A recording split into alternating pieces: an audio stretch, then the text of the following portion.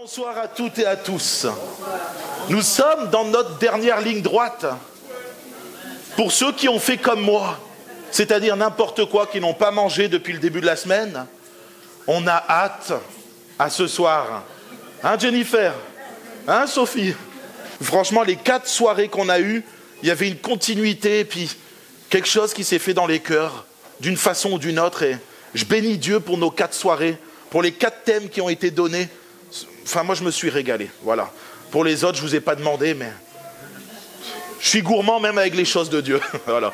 Et en tout cas, ce soir, j'espère aussi que, comme les autres soirs de la semaine, Dieu va parler à nos cœurs, Dieu va nous faire du bien. Je vais remettre ces moments entre les mains de Dieu afin qu'il puisse vraiment travailler nos cœurs, qu'il puisse ouvrir nos cœurs, notre intelligence, notre pensée aux choses que le Saint-Esprit veut venir déposer. Est-ce que vous croyez que le Saint-Esprit peut déposer encore quelque chose sur nos cœurs ce soir? Qui pense qu'il n'a plus rien à apprendre de Dieu? Alléluia, personne. En tout cas, moi je sais que j'ai beaucoup à apprendre.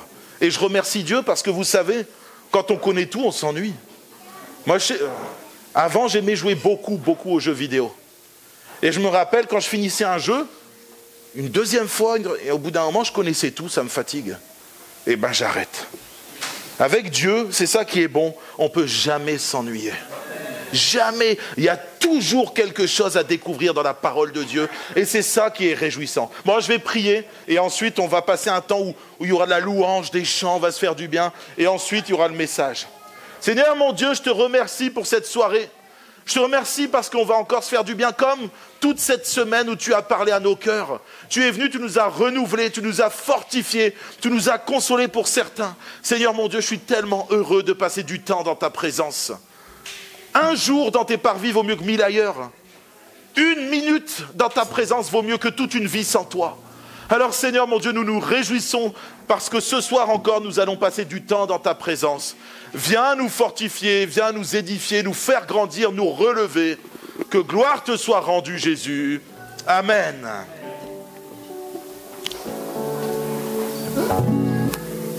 Amen, bonsoir à tous, vous m'entendez?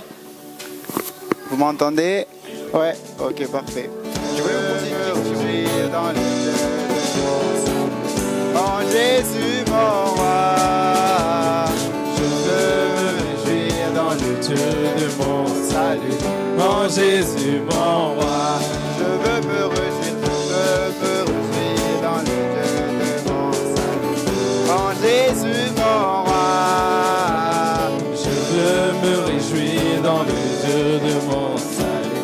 En Jésus mon roi, il emmène des semblables à il me fait marcher,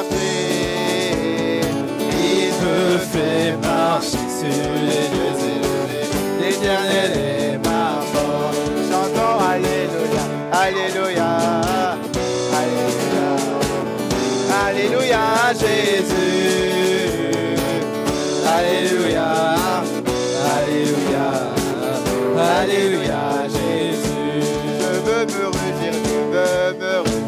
dans le Dieu de mon salut.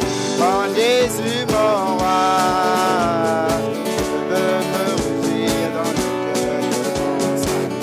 En Jésus mon roi, il rend des semblables à ceux des dieux. Il me fait marcher, il me fait marcher sur les lieux élevés. L'Éternel est ma force. Chantons Alléluia, Alléluia, Alléluia, Alléluia Jésus, Alléluia, Alléluia, Alléluia Jésus. Chantons Alléluia, Alléluia, Alléluia, Alléluia Jésus, Alléluia, Alléluia, Alléluia Jésus. Chantons Alléluia, Alléluia, Alléluia, Alléluia Jésus, Alléluia, Alléluia, Alléluia Jésus. Amen.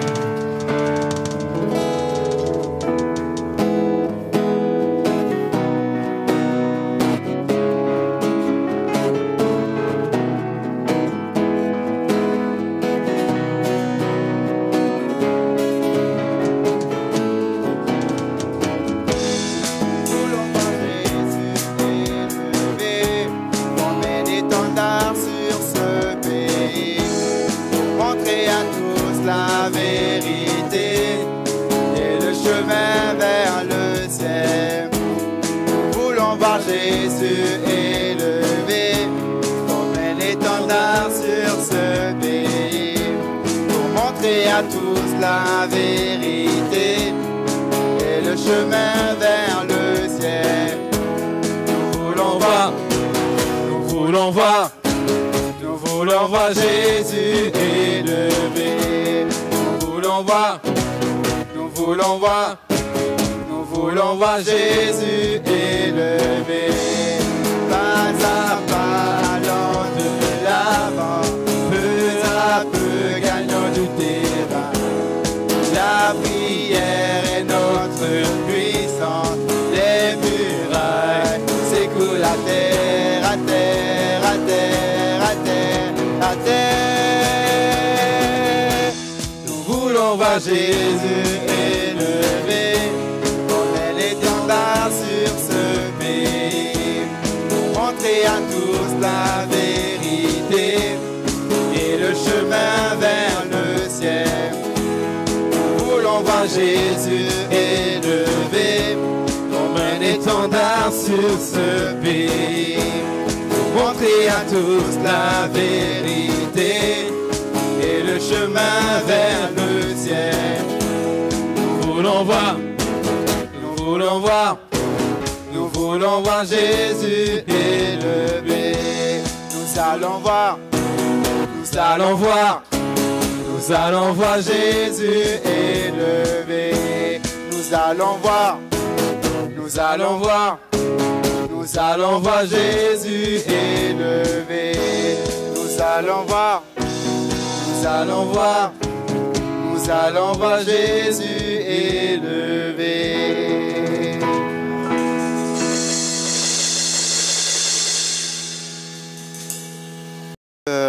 Ce jeûne de prière, c'est retourner ou revenir à l'essentiel. Et en cherchant les chants pour chanter ce soir, je suis retombé sur ce chant qui dit « Je reviens au cœur ». C'est un chant que j'aime beaucoup, beaucoup, beaucoup, donc vous allez beaucoup m'entendre le chanter. Mais je pense que c'est vraiment pertinent pour le thème de cette semaine. On va chanter ensemble.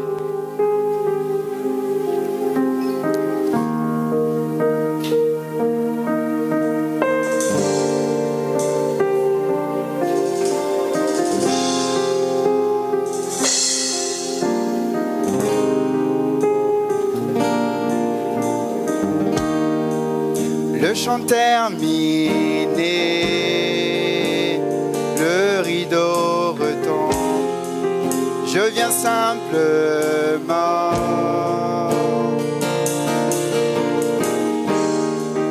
porter mon offrande, car j'ai le désir de réjouir ton cœur.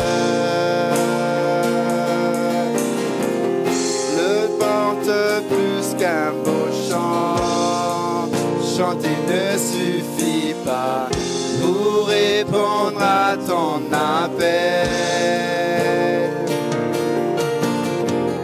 Les apparences sont trompeuses, tu vois bien au-delà. Oh Dieu, tu sondes mon cœur.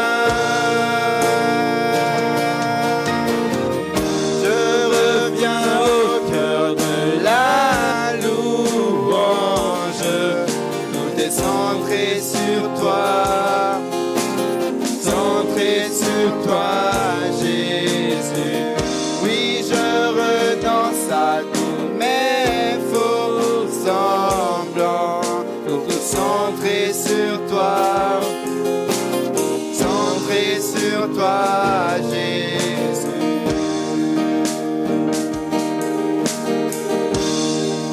Roi d'éternité,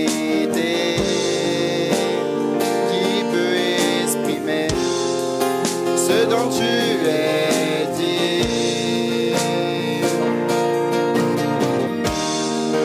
bien que faible et pauvre, je te donne tout, prends toute ma vie,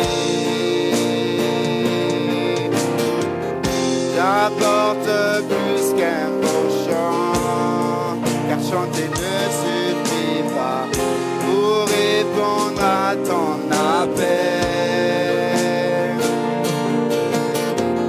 Les apparences sont trompeuses, tu vois bien au-delà. Oh Dieu, tu sondes mon cœur. Je reviens au cœur de la louange, tout est centré sur toi.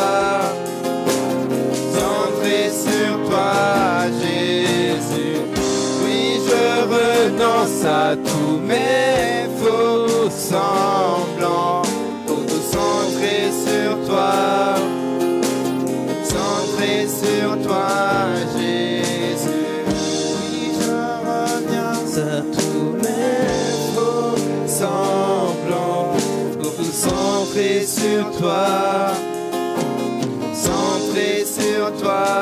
Jésus. Oui, je renonce à tous mes faux semblants pour tout centrer sur toi, Jésus. On va prendre ce dernier chant qu'on a chanté, on l'a chanté hier, et je trouve que c'est vraiment un chant merveilleux. Et donc je voulais le rechanter ensemble avec vous.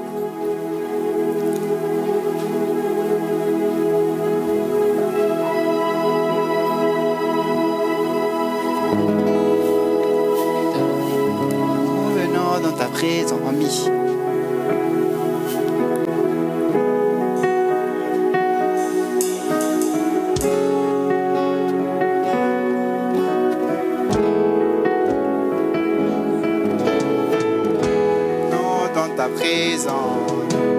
Chanter des louanges et notre reconnaissance de ce que tu as accompli. Tu nous as donné ta vie, ton amour et ta joie, et la louange envahit nos cœurs passionnés de toi. Tu es le Créateur puissant, l'agneau ressuscité, toi seul as pu triompher de la mort et du péché. Tu as délivré ton peuple de la vraie liberté. Je vivrai un peu chaque jour être avec toi. Tu es le Créateur puissant, l'agneau ressuscité, toi seul as pu triompher de la mort et du péché. Tu as délivré ton peuple pour la vraie liberté. Je suivrai tes pas, chaque jour être avec toi. Nous venons dans ta présence, chanter tes louanges et notre reconnaissance que tu as accompli. Tu nous as donné ta vie, ton amour et ta joie, et la louange envahit passionné de toi. Tu es le Créateur puissant, l'agneau ressuscité, toi seul as pu triompher de l'amour et du péché. Tu as délivré ton peuple pour la vraie liberté. Je suivrai tes pas, chaque jour être avec toi. Tu es le Créateur puissant, l'agneau ressuscité, toi seul as pu triompher de la mort et du péché. Tu as délivré ton peuple pour la vraie liberté. Je suivrai tes pas, chaque jour être avec toi. Je suivrai tes pas, chaque jour être avec toi.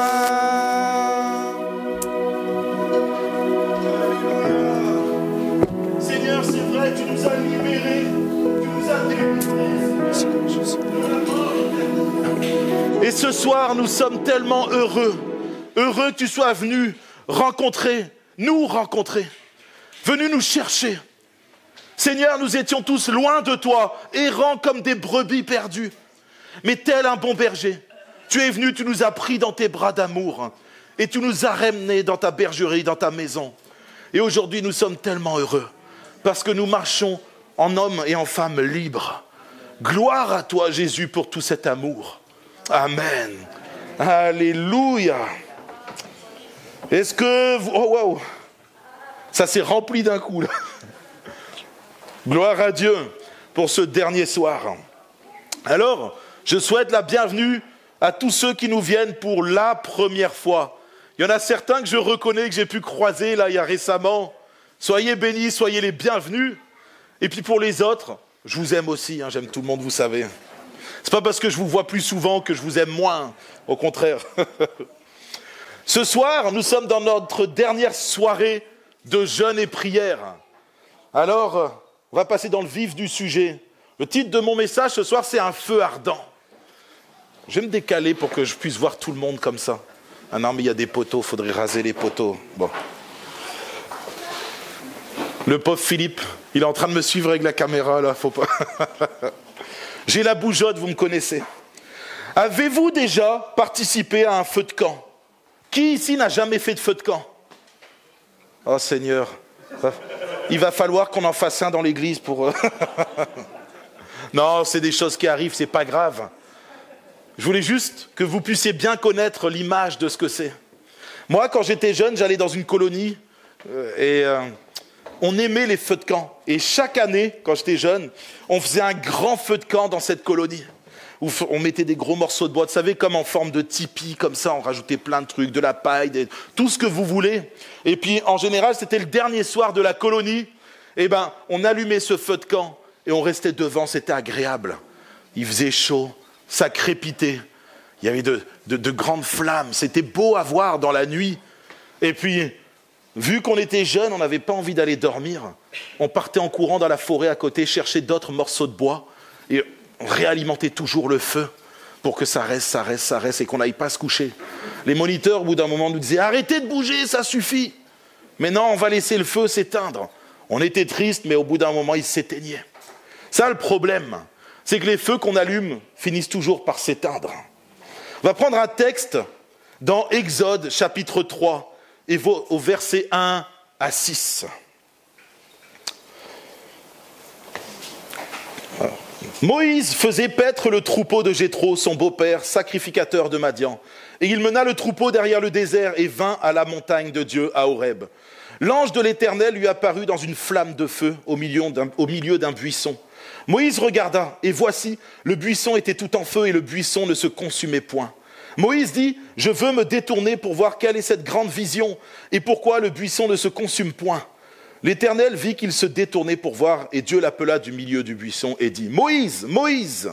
Et il dit, « Me voici. » Dieu dit, « N'approche pas d'ici, ôte tes souliers de tes pieds, car le lieu sur lequel tu te tiens est une terre sainte. » Et il ajouta, « Je suis le Dieu de ton père, le Dieu d'Abraham, le Dieu d'Isaac et le Dieu de Jacob. » Moïse se cacha le visage, car il craignait de regarder Dieu. Amen. On va prendre ce début de texte qui nous parle de Moïse.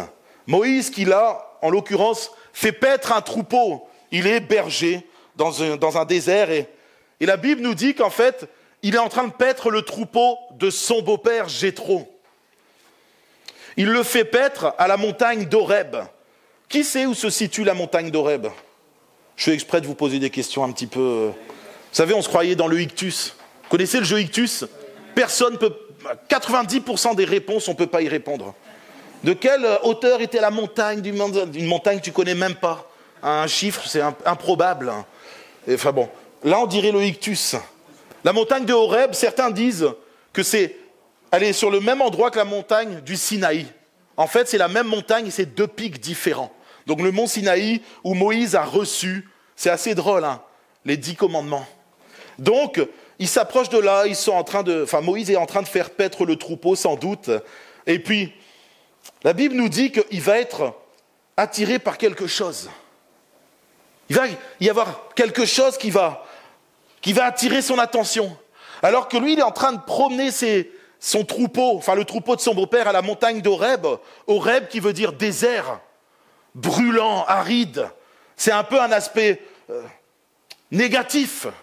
Alors qu'il est en train d'errer autour de cette montagne, alors un feu va attirer son attention. La Bible nous dit, pour ceux qui connaissent l'histoire de Moïse, qu'il était un prince. Moïse, c'est le gars, il grandit du coup comme un prince en Égypte. C'est comme si, à cette époque, l'Égypte, c'était un peu, allez, on va dire, les États-Unis d'Amérique aujourd'hui. Le pays un peu puissant. Certains diront la Russie, la Chine, bon, peu importe, on s'en fiche. Mais un des pays les plus puissants du monde, à ce moment-là, c'était même le pays le plus puissant du monde. Moïse, il est prince dans ce pays-là. Tout lui réussit, tout lui sourit, tout va bien. Il doit avoir tout ce qu'il a envie. Quand tu es prince dans le pays le plus puissant du monde, en général, tu vis ta vie confortablement. En tout cas, matériellement, il ne manque de rien. Et à un moment, la Bible nous dit que Moïse, il va voir quelqu'un se faire maltraiter. Ça va l'irriter quelqu'un, parce que dans ce peuple-là, il y avait des esclaves. Et Moïse va se soulever, il va s'énerver, s'irriter, et la Bible nous dit qu'il va tuer un des gardes qui était en train de malmener l'esclave. Moïse va s'enfuir dans le désert.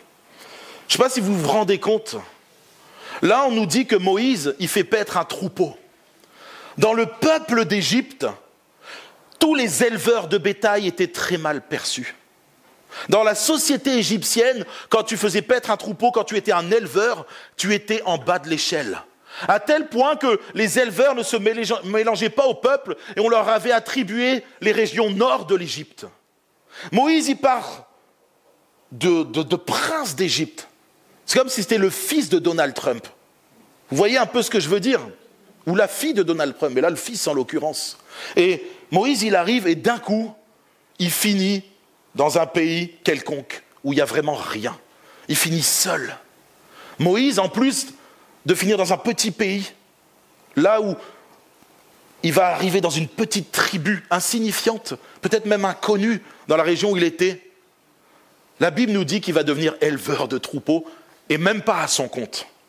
Il est vraiment arrivé dans la société de l'époque où il était, tout en bas de l'échelle. Il garde les troupeaux, mais en plus de quelqu'un d'autre. Imaginez-vous que dans la réussite sociale, Moïse s'est écroulé, totalement écroulé.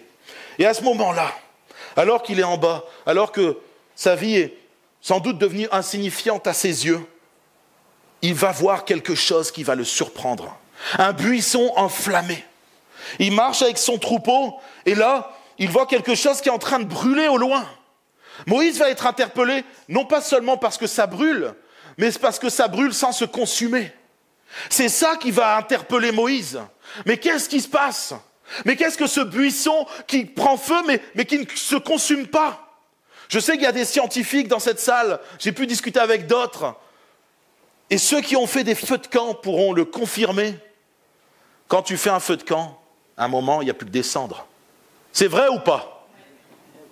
Est-ce que vous avez déjà vu un feu qui ne s'éteint jamais et qui laisse en place ce qu'il a brûlé? On est d'accord ou pas? Je me sens un peu endormi ce soir. Je sais que c'est vendredi, c'est la fin de semaine, jeûne et prière.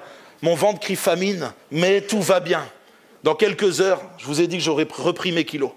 Donc, Moïse, il est là, interpellé par ce buisson. Il se dit, c'est pas possible. Pourquoi ce buisson ne se consume pas? Il y a un problème. Et il va aller vers ce buisson. Dans ce buisson-là, il va entendre une voix qui lui dit Moïse, Moïse, qui l'appelle par son nom. Il va être impressionné, il va dire, mais me voici. Je ne sais pas pour vous, si ça avait été moi. J'entends un buisson qui me parle. Je suis déjà loin. Tu vois, là, c'est terminé. Je fuis, je me dis, oula, il y a un truc bizarre dans le buisson. En plus, il y a du feu, ça ne se consume pas. Mais cette douce flamme, ce buisson qui brûle et qui ne se consume pas, et la voix qui sort de ce buisson, est une voix qui va tranquilliser Moïse. Il va répondre, me voici. Et j'aimerais ce soir qu'on puisse se souvenir, c'est important, qu'on puisse se souvenir de comment Dieu s'est révélé à nos cœurs. Est-ce que vous vous rappelez du jour, du mois et de l'année où Jésus est entré dans votre vie? Est-ce que vous vous rappelez de ce qui s'est passé à ce moment-là? Moi, je m'en souviens comme si c'était hier. Ce jour où toute ma vie a changé, ma vie a basculé. Et Moïse, c'est ce qui est en train de se passer pour lui. Alors que Dieu l'appelle dans ce buisson à travers l'ange de l'Éternel. Moïse va répondre favorablement à cette voix. Et là, il va se dire, mais qui me parle? Et l'Éternel va dire, je suis celui qui est, etc. Quand on lit la suite du texte. J'aimerais vous rappeler d'où vous êtes sortis. J'aimerais que vous puissiez vous souvenir de ce qu'était votre vie avant. Avec ce lot d'angoisse, ce lot peut-être de tristesse et de toutes sortes de choses. Ce manque de bonheur, tout simplement. Est-ce que vous vous rappelez du jour où Jésus est entré dans votre vie? Qui se rappelle du jour où Dieu est entré dans sa vie, où Jésus est entré dans sa vie? Alléluia. Pour ceux où ce n'est pas encore arrivé, vous inquiétez pas. Jésus frappe à la porte de votre cœur. Jésus est en train de frapper à la porte de votre cœur. Peut-être que si tu es là ce soir, c'est parce que Jésus est en train de frapper à la porte de ton cœur. Et il te dit, ouvre ton cœur pour que j'y entre. Et que j'y mette mon bonheur, mon amour, ma joie, ma paix. Il n'y a que Jésus qui peut faire ce genre de choses. Je ne sais pas si vous vous rappelez le jour où vous vous êtes convertis, le jour où Jésus est entré dans votre vie. Je me rappelle, j'étais assis sur cette chaise, c'était en 2012, juillet 2012, premier dimanche du mois. Il y avait un pasteur qui était en train de prêcher. Il avait passé du Francis Cabrel dans la salle. Moi, je me suis dit, ah bon, on peut faire ça dans une église? Mettre du Francis Cabrel. Vous ne rappelez pas cette chanson? Vous connaissez?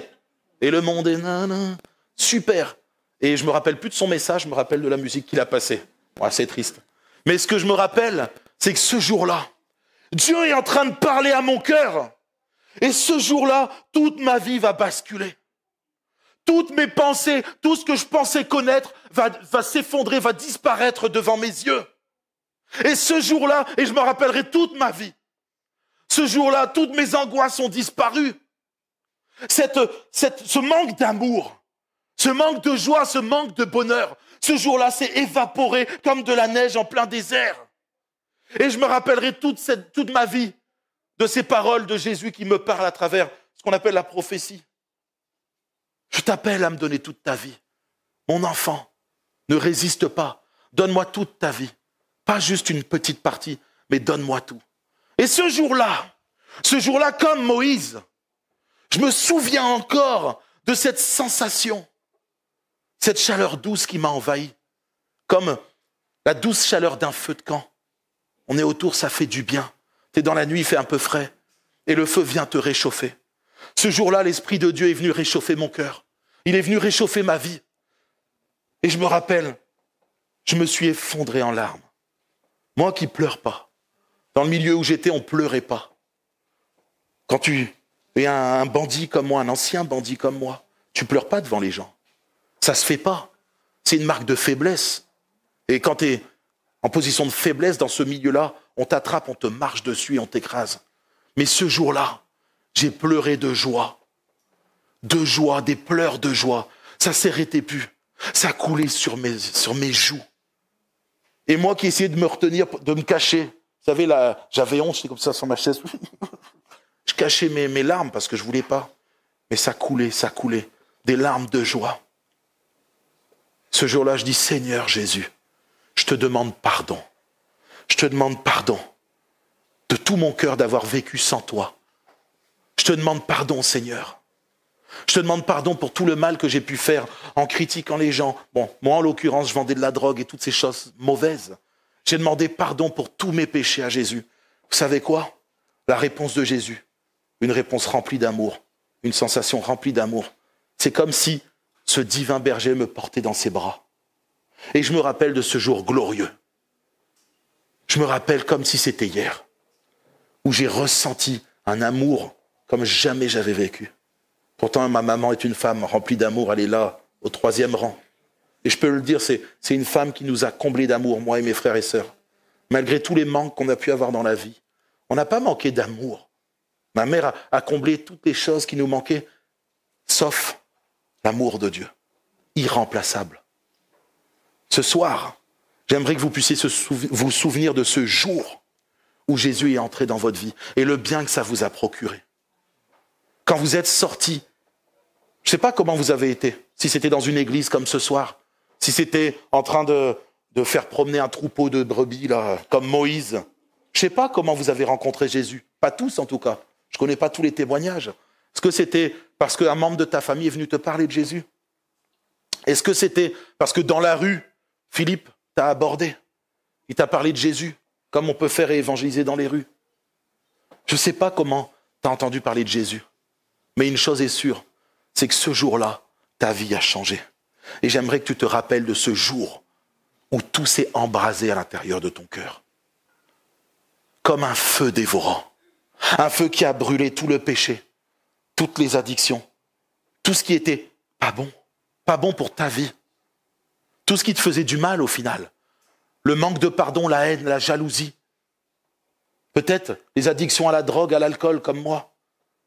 Les mauvaises pensées, la critique. Ce jour-là, Dieu est venu, il a embrasé tout ça. Et c'est ça le feu de Dieu. Le feu de Dieu, il vient brûler tout ce qui ne va pas dans ta vie. Il purifie de l'intérieur. J'aimerais que tu te rappelles de ce jour glorieux où ta vie s'est embrasée d'un amour particulier. Vous savez, c'est un peu comme quand tu rencontres l'élu de ton cœur. Je me rappelle, moi, la première fois où j'ai rencontré ma femme. Je ne dis pas que c'était un jour glorieux. On s'est rencontrés dans un endroit qui est très particulier, mais je n'étais pas chrétien à l'époque, c'est normal. Mais je me rappelle de ce jour-là. Je l'ai vue. Mes yeux battaient pour elle. Tu sais, comme dans les... Ouh, ma bouche, ouh. Je l'ai vue, waouh. Et vous savez quoi? Tous les jours qui ont suivi, les mois qui ont suivi, vous pourrez lui demander. Je voulais passer chaque seconde avec elle. Il n'y avait pas une seconde où je ne voulais pas être avec elle. Et les jours où elle travaillait, je me rappelle, elle travaillait à Géant, cafétéria, elle finissait tard, et des fois elle devait rentrer chez elle. Elle n'avait pas le temps de se voir. J'étais triste. Il fallait que je la voie. J'avais envie de passer chaque seconde avec elle. Alors on s'appelait. Mais pour rien. C'était vraiment... Vous savez, c'est le début. Ah, je t'aime. Moi aussi je t'aime. Non mais moi je t'aime encore plus. Non mais c'est moi qui t'aime le plus. Non je rigole, on l'a pas fait. Enfin, je sais pas trop, je me rappelle plus. Mais je sais que chaque moment de ma vie, chaque seconde, je voulais les passer avec elle. Quand Jésus est entré dans ma vie, ça a fait la même chose en puissance 1000. Et je sais que pour tous ceux qui ont accepté Jésus dans leur vie, ça a fait la même chose. Ça s'est embrasé. Et ce soir, j'aimerais vous parler de ça.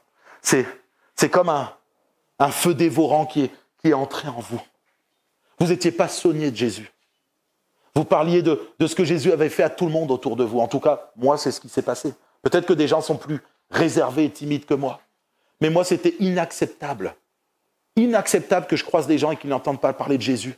Parce que je me disais, il faut qu'ils connaissent le bonheur que je connais. Il faut qu'ils vivent ce que je vis. Ce n'est pas possible de les laisser dans cette tristesse. Le monde est triste. Il y a des temps de joie, des temps où on rigole bien dans le monde.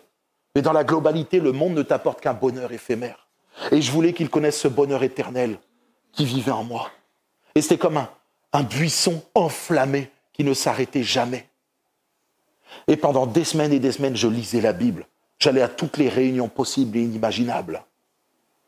Dès que je rencontrais des gens, je leur parlais de Jésus et de ce qu'il pouvait faire pour eux. Et je me rappelle, ça a duré des semaines, des années. Je vous avoue qu'aujourd'hui, je suis en plein dedans. Mais bon, je suis pasteur. La réalité, ce soir, j'aimerais vous parler de ce buisson ardent qui, à une époque, a brûlé dans vos cœurs et dans vos vies. Et la question que j'aimerais vous poser ce soir, est-ce que ce buisson brûle encore dans vos cœurs? La question que je voudrais vous poser ce soir, est-ce qu'il est embrasé? Est-ce que ce buisson est toujours ardent? Comme au premier jour où Jésus est entré dans ta vie. Est-ce qu'il est incandescent? Ce soir, c'est la question que je voudrais vous poser. À vous les chrétiens et à ceux qui ne sont pas chrétiens, laisse ce buisson ardent t'enflammer ce soir. Tu verras que ta vie va changer. Ta vie va être transformée comme pour nous tous.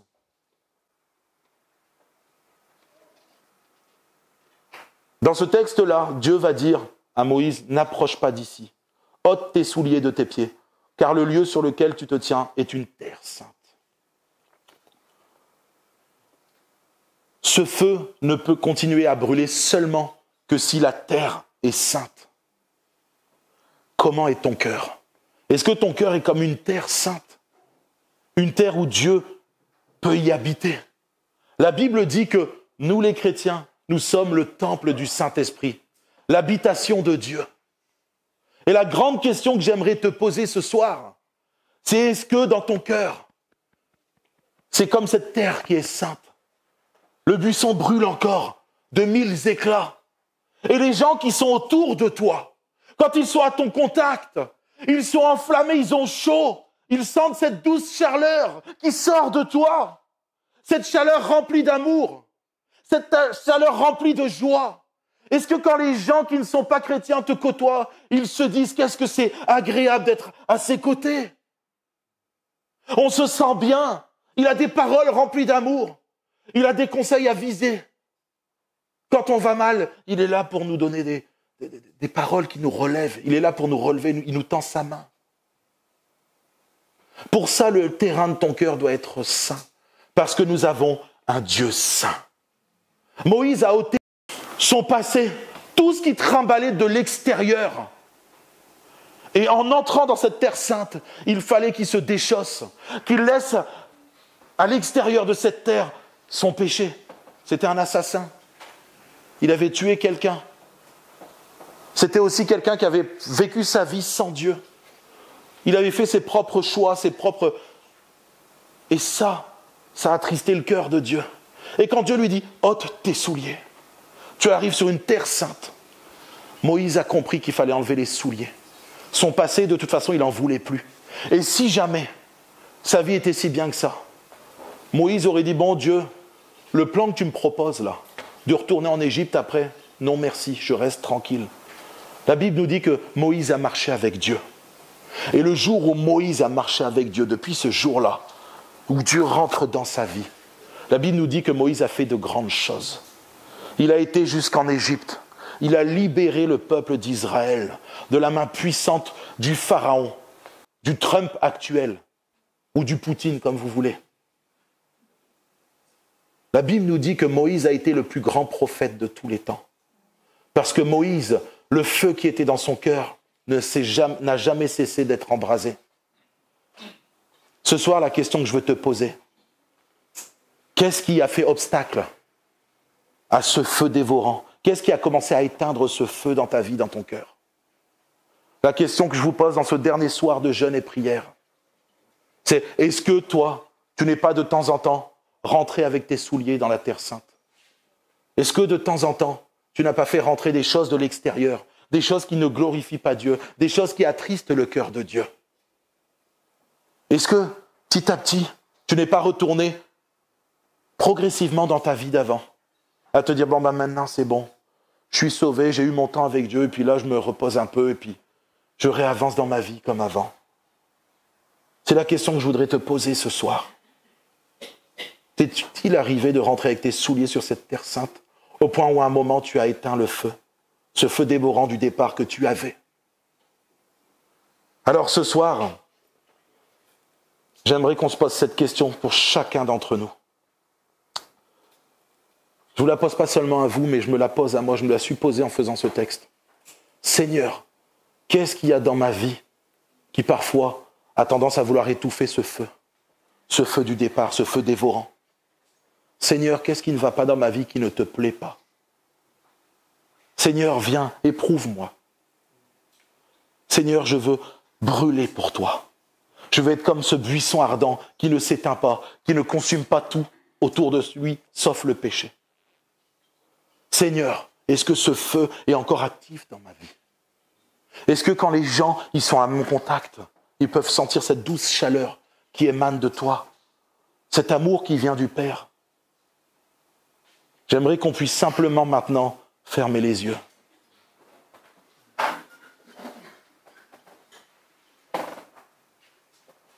Alors je vais poser 2 questions. La première question que je vais poser, alors que tous les yeux sont fermés, C'est quelque chose qui est personnel, qui ne regarde personne si ce n'est la personne elle-même et Dieu. S'il y a quelqu'un ce soir qui n'a pas encore fait place à Jésus dans sa vie, s'il y a quelqu'un ce soir qui aimerait avoir ce buisson ardent, ce feu dévorant, cet amour infini qui ne tarit jamais, qui est comme une source d'eau intarissable. Si quelqu'un veut connaître Jésus et laisser Jésus entrer dans sa vie, alors ce soir, il peut simplement à sa place lever la main et moi je prierai pour lui. S'il y a quelqu'un ce soir qui veut accepter Jésus, ok, j'ai vu la main se lever, tu peux baisser ta main, alléluia. J'ai vu la main se lever, gloire à Dieu, tu peux baisser ta main, alléluia. Alléluia. Dieu a vu les mains qui se levaient. C'est quelque chose qui est entre Dieu et toi. Sache que ce soir, en levant la main, tu as pris la meilleure décision de toute ta vie.